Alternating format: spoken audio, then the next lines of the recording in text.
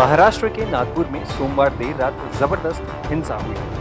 इसके बाद वहां भारी पुलिस बल की तैनाती है। इस हिंसा के बाद राज्य में कानून व्यवस्था को लेकर सवाल उठ रहे हैं। एआईएमआईएम हो या फिर शिवसेना यूबीटी, सभी विपक्षी दल सरकार पर हमला बोल रहे हैं। अब इस पूरे मामले पर मुख्यमंत्री देवेंद्र फडणवीस ने विधानसभा में एक बयान दिया है। घटना को लेकर सीएम फडणवीस ने सदन में मराठी भाषा में जो बयान दिया है उसका हिंदी अनुवाद हम आपको बताते हैं। उन्होंने कहा, नागपुर में विश्व हिंदू परिषद और बजरंग दल ने विरोध प्रदर्शन किया। इसके बाद अफवाह फैलाई गई कि धार्मिक सामग्री वाली चीजें जला दी गईं।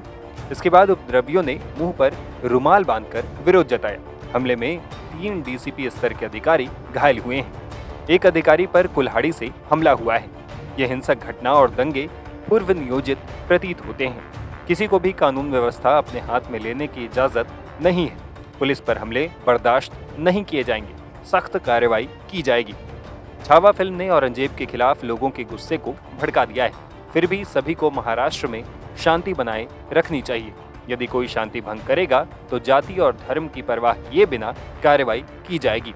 पुलिस के ऊपर कोई हमला करेगा तो ये सहन नहीं किया जाएगा। हिंसा में 80 से 100 लोगों का जमावड़ा था। घटना स्थल पर वाहनों को जलाया गया। एक क्रेन और 2 जेसीबी समेत 4 वाहनों में आग लगाया गया है।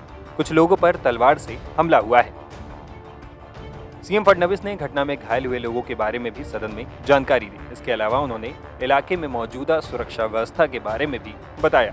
उन्होंने कहा, घटना में 33 पुलिसकर्मी जख्मी हुए हैं, जिसमें 3 डीसीपी स्तर के अधिकारी, 5 आम लोगों पर हमला हुआ है। एक पुलिस पर कुल्हाड़ी से वार हुआ है। पूरे मामले में 5 केस दर्ज किया गया है। पुलिस स्टेशन के इलाके में भीड़ भाड़ पर रोक लगाई गई। मौके पर सीआरपीएफ की 5 टुकड़ियां तैनात की गई हैं। इससे पहले डिप्टी सीएम एकनाथ शिंदे ने भी घटना के बारे में जानकारी देते हुए कहा था कि मामले में किसी भी आरोपी को बख्शा नहीं जाएगा। समाज कंटक जो है उनको बख्शा नहीं जाएगा। जो भी समाज कंटक जिन्होंने पुलिस पर हमला किया है, आम जनता के ऊपर हमला किया है, माँ बहनों पर अत्याचार किया है, पेट्रोल बम फेंके हैं, पत्थर फेंके हैं, हथियार से हमला किया है, उनको बिल्कुल महाराष्ट्र में बिल्कुल माफ नहीं किया जाएगा। हमारी महाराष्ट्र सरकार की भूमिका है या महाराष्ट्र में अमन शांति कायम बनाए रखने का काम है। और इसलिए मैं जनता से भी अपील करूंगा कि पुलिस अपना काम कर रही है। पुलिस सख्ती से गुनाहगारों को जो समाज कंटक है उनसे पेश कर आएगी, उनको कड़ी कार्रवाई करेगी। लेकिन पुलिस को भी जनता ने सहयोग करना चाहिए, यह भी हमारी अपील है। पैटर्न उनके ऊपर कुछ कार्रवाई की जाएगी। अबू आजमी को तो निलंबित कर दिया है। दोबारा ऐसी नौबत न आए, ऐसा काम वो न करे। और औरंगजेब का समर्थन इस महाराष्ट्र में कोई सहन नहीं करेगा। उसका महिमा मंडल कोई सहन करेगा नहीं। ये औरंगजेब, ये छत्रपति शिवाजी महाराज, छत्रपति संभाजी महाराज और हमारे देश का दुश्मन था। वो देशद्रोही था। ये जुल्मी आक्रमणकारी था। माँ बहनों पर अत्याचार करने वाला था, मंदिरों को तोड़ने वाला था और छत्रपति संभाजी महाराज पर अन्याय अत्याचार करने वाला था।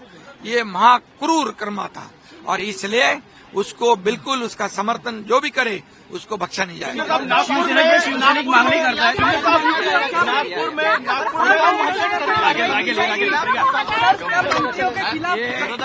ये जनता की भावना है। ये जनता की भावना है। देखो, जनता की भावना हमारे राजा के प्रति, छत्रपति संभाजी महाराज के प्रति बहुत ही गंभीर है और इसलिए उन्होंने जो आंदोलन किया है वो आंदोलन जायज है। उनके मन में जो है हमारे राजा के प्रति प्रेम भावना है और औरंगजेब के प्रति जो देशद्रोही है उसके प्रति गुस्सा है। पुलिस पे हमला हुआ है, सोची समझी। देखिए, ये पुलिस पर हमला करना, पेट्रोल बम फेंकना, पत्थर फेंकना, हथियार से हमला करना, पुलिस के ऊपर हमला करना, फायर ब्रिगेड के ऊपर हमला करना, ये सोची समझी साजिश है। और इसीलिए जो सोची समझी साजिश से कानून व्यवस्था बिगाड़ने की कोशिश करेगा, कानून जो भी हाथ में लेगा उसको बख्शा नहीं जाएगा। बता दें कि महाराष्ट्र में औरंगजेब की कब्र को लेकर पिछले कुछ दिनों से चल रहे विवाद ने सोमवार शाम को हिंसक रूप ले लिया। नागपुर के महल इलाके में दो गुटों के बीच हिंसक झड़प के बाद इलाके में पत्थरबाजी, आगजनी और वाहनों में तोड़फोड़ की गई। इतना ही नहीं, कुछ लोगों ने पुलिस की टीम पर भी हमला किया।